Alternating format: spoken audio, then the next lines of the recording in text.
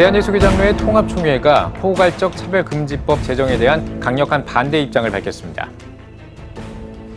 예장통합총회는 총회 임원회와 전국 노회장 협의회 이름으로 성명서를 발표하고 차별금지법은 동성애를 조장하는 독소조항뿐만 아니라 헌법이 보장하는 기본권을 침해하는 위헌적 요소가 담겨 있어 단호히 반대한다며 즉각 철회를 촉구했습니다.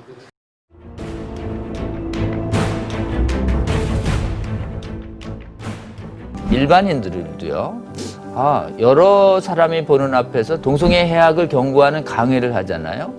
전부 이런 집단 소송의 대상이 됩니다. 양심과 이성이 있는 일반인들도 동성애를 반대할 자유를 완전히 박탈하는 엄청난 집단 소송의 대로가 열리는 것이다.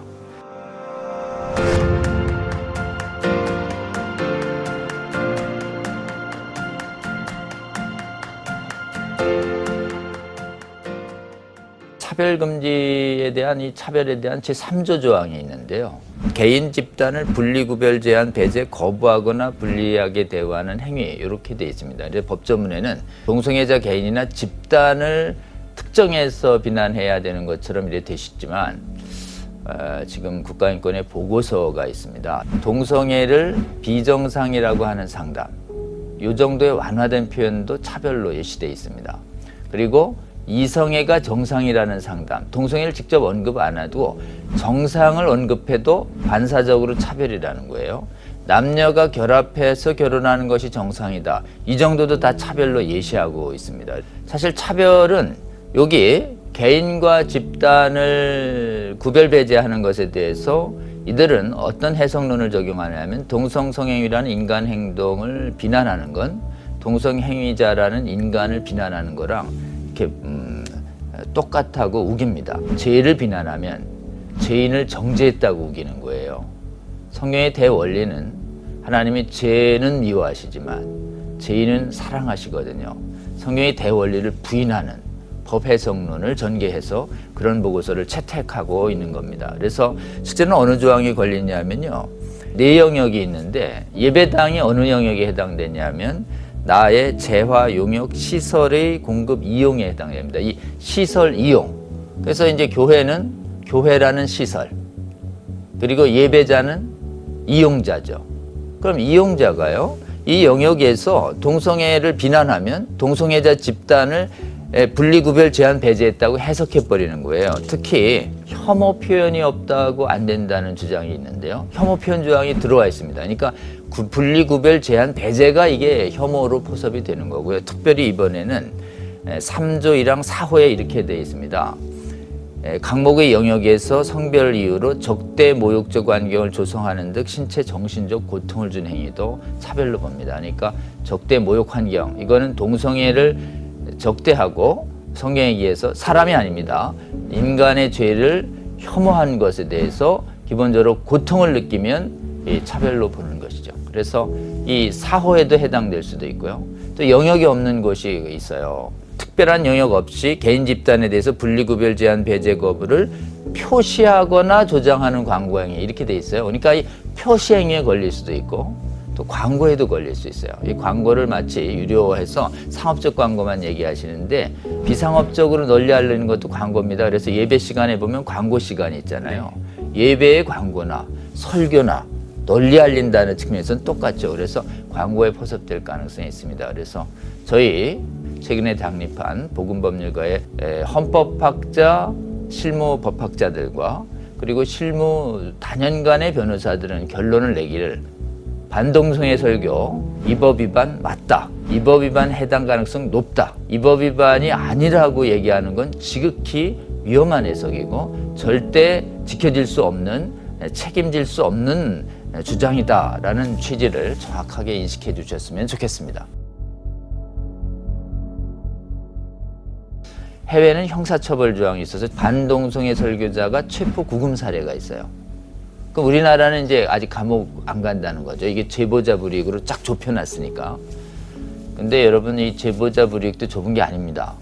동성애 옹호자는 교단 헌법에 의하면 치리하도록 되어 있기 때문에 실제로는 반동성애 설교에 대해서 누가 제보해서 담임 목사님 곤혹스러워져서 동성애 제보한 옹호자를 치리하면 형사처벌이 되고요. 안창호 대법관님 말씀에 의하면 적대 모욕적 환경에 의한 이 표시조항 때문에 모욕 명예훼손죄가 확대 적용될 가능성이 있다는 것이에요. 그러니까 형사처벌 안 된다고 단정이 어렵습니다. 그리고 이제 앞으로 도입되고 나면 개정은 아주 쉬워요. 그 개정에 제보자 불이익뿐만 아니라 단순 위반을 형사처벌할 수도 있어요. 이 차별금지법안의 무서운 점은요, 이게 끝이 아닙니다. 이 법의 도입을 시작으로 이 법과 저촉되는 모든 법령은 고치도록 하는 법위의 최상위의 위치에 상응하는 아주 최우선 적용 조항이 있어요. 그리고 법 개정을 촉구하는 조항이 어디에 있냐? 4조와 9조에 있습니다.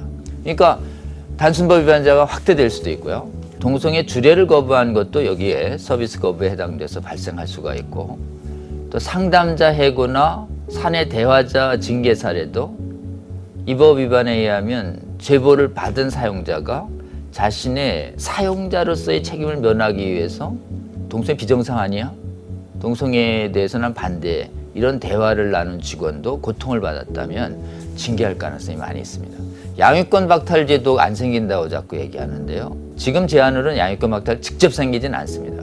그러나 제도를 바꾸게 돼 있기 때문에 가족 제도 중에서 트랜스젠더나 이런 거 반대하는 부모의 양육권을 박탈하는 제도가 얼마든지 도입될 수 있습니다. 그러니까 해외의 탄압 사례는 우리가 경각심을 가져야 되고, 한국에서 발의된 차별금지 법안은 해외의 사례를 직접 만들어낼 수도 있고 법 개정을 해서 만들어낼 수도 있는 굉장히 유관하다. 그래서 해외의 동성애 반대자 탄압의 유수한 사례들은 그 자체가 팩트고 우리가 반대할 중요한 경각심 있는 자료로 활용돼야 되지, 가짜뉴스라고 해서 무관한 것이 결코 아니다. 이렇게 말씀드릴 수 있습니다.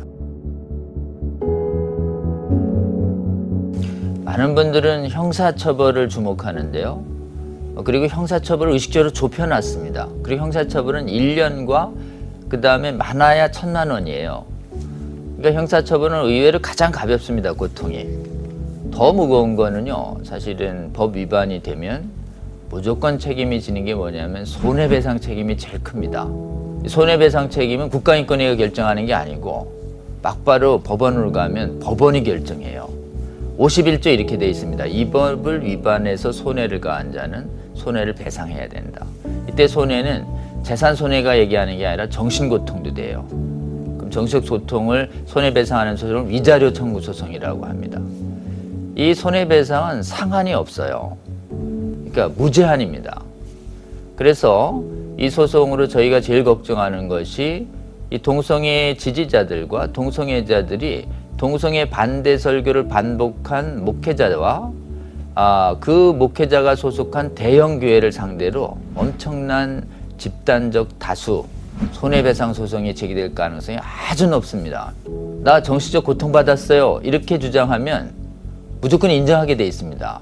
왜냐하면 설교자가 정신적 고통 안 받았다는 걸 입증을 해야 되는데 불가능해요. 그러니까 제기했다면 승소는 거의 100% 확실하고요. 더 무서운 게 있습니다. 반복하면 악의로 봅니다. 그러니까 동성애 반대 설교를 반복하잖아요. 악의로 보면 징벌배상이 손해의 2배에서 5배가 됩니다. 근데 여기에 미니멈 손해액의 최소한을 정해놨어요. 법에. 최소한이 얼마냐? 500만 원이에요.